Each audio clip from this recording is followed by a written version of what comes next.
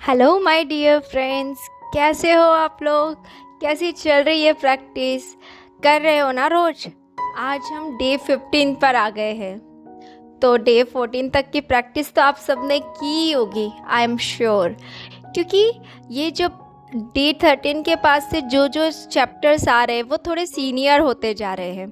वो आपको लाइफ में थोड़ा और आगे ग्रो कराने वाले चैप्टर है।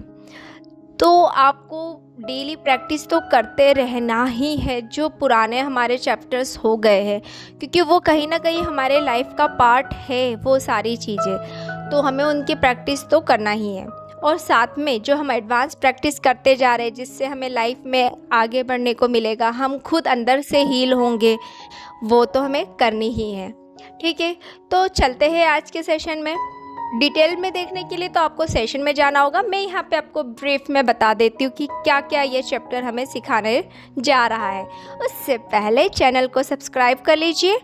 ठीक है, देखिए हमने जो आज का चैप्टर था उसमें ये सीखा है कि जो हमारे रिलेशनशिप है, अगर उसमें किसी में कुछ ब्रेकडाउन है तो उसे हम कैसे हील कर सकते हैं। ठीक है, मैजिकली हम कैसे हील कर सकते हैं। तो आपको याद है डे 3 पर हमने एक चैप्टर किया था मैजिकल रिलेशनशिप, और आज डे 15 है और आज का जो चैप्टर है वो है मैजिकली हील योर रिलेशनशिप। ठीक है, तो दोनों में कंफ्यूज नहीं होना है, दोनों अलग अलग है। हमने जो डे 3 पे मैजिकल रिलेशनशिप पे काम किया था उसमें आपके लाइफ के जो रिश्ते आपके अच्छे चल रहे हैं, जो बढ़िया चल रहे हैं, हमने उन पे काम किया था।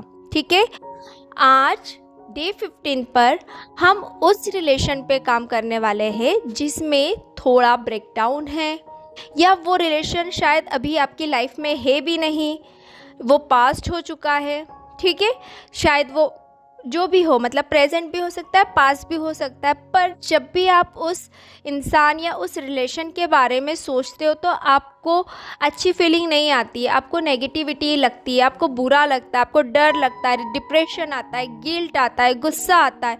ये सारे नेगेटिव इमोशन आपकी लाइफ में उस समय आ जाते हैं, आपके मन में आ जाते हैं। तो आज हम उसी रिलेशन पे काम करने वाले हैं। ये चैप्टर हमें वही सिखा रहा है।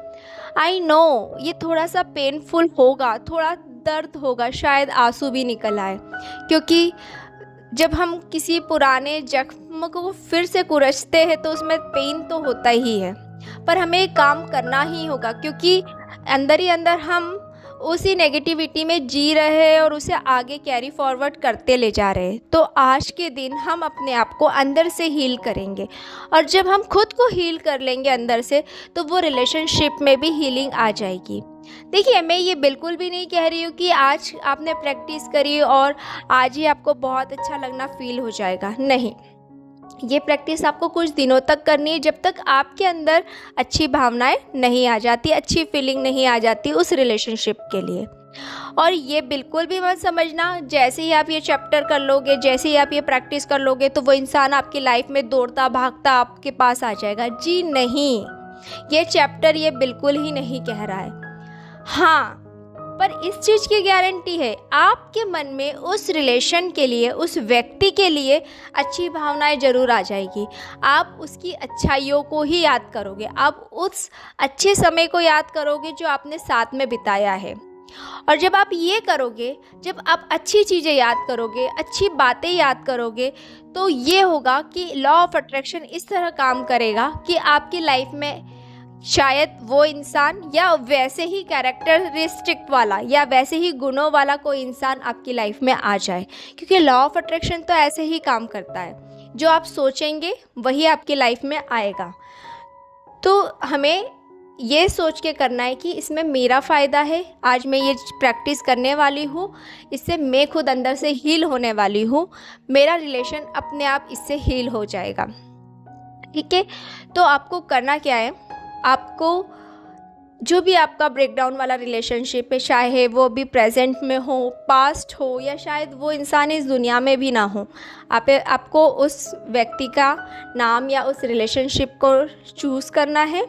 ठीक है, और आपको बैठ जाना है आराम से और उस इंसान के बारे में वो सारी अच्छी चीज़ें सोचनी है और लिखनी है जो उसमें अच्छी थी, जिसकी वजह से आप रिलेशन में थे।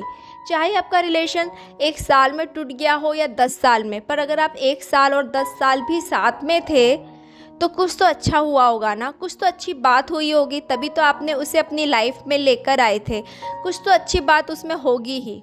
तो आपको वो अच्छी चीज़ ढूंढनी है और लिखना है। तो आपको लिखना कैसे है? जैसे उस इंसान का नाम लिख लीजिए। जैसे अगर आप अपने फ्रेंड के लिए लिख रहे हो तो अपने फ्रेंड का नाम लिख के लिखिए। मैं अपने फ्रेंड का नाम, जैसे मैं एग्ज़ाम्पल लेती हूँ, रानी, आई एम वेरी ग्रेटफुल क्योंकि तुम्हारी वजह से मुझे अपनी एक स्किल, जैसे मुझे पेंटिंग करना पसंद है, पर वो मैंने तुमसे जाना। जब तुमने मेरी पेंटिंग की तारीफ़ की तो मैं ये जान पाई कि मुझ में ये खूबी है, मुझ में ये गुण है।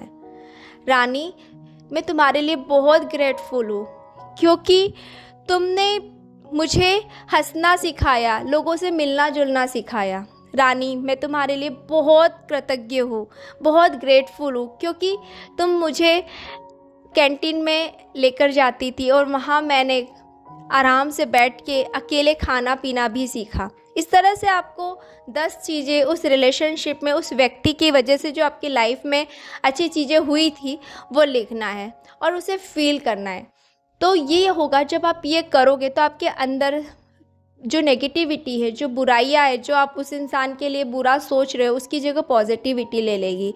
क्योंकि कहीं ना कहीं अगर आप किसी के लिए बुरा सोच रहे हो तो आप अंदर से खुद को जला रहे हो, आप अंदर से खुद ही को डैमेज कर रहे हो। क्योंकि जब हमारे मन में नेगेटिविटी आती है, हमारे अंदर से कुछ, हम किसी के लिए बुरा सोच रहे हैं, गुस्सा कर रहे हैं, तो हमारे जो बॉडी का अलाइनमेंट ही चेंज हो जाता है, हमारे हार्मोन्स इम्बैलेंस हो जाते हैं, हमें अंदर से एंजाइटी जैसा लगने लगता है, हमें अंदर से कुछ और फीलिंग होने लगती है, हमारी बॉडी का टेम्परेचर चेंज हो जाता है, हमारे शब्द भी हमारा साथ नहीं देते।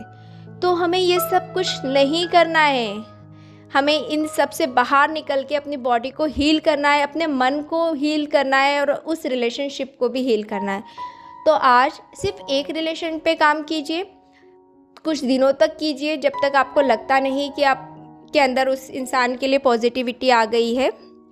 और फिर अगर आपके लाइफ में और भी ऐसा कुछ रिलेशन है तो फिर आप उसके बाद उस पर काम कर सकते हो, ठीक है। क्योंकि हम किसी भी इंसान के गुणों से प्यार करते हैं, उस इंसान से ज़्यादा हमें उसकी वो चीज़ें अच्छी लगती है, इसलिए हम उस इंसान से प्यार करते हैं। तो हमें वही गुणों को चुनना है, सुनना है, समझना है और उनके बारे में लिखना है। देखिए, बुराई तो सभी में होती है, आप में, मुझ में, सभी में बुराइयां है, पर हमें अच्छी चीज़ ढूंढनी है, उस इंसान के लिए अच्छी बातें ढूंढनी है, पॉजिटिविटी में रहना है, हाई वाइब्रेशन में रहना है, ठीक है।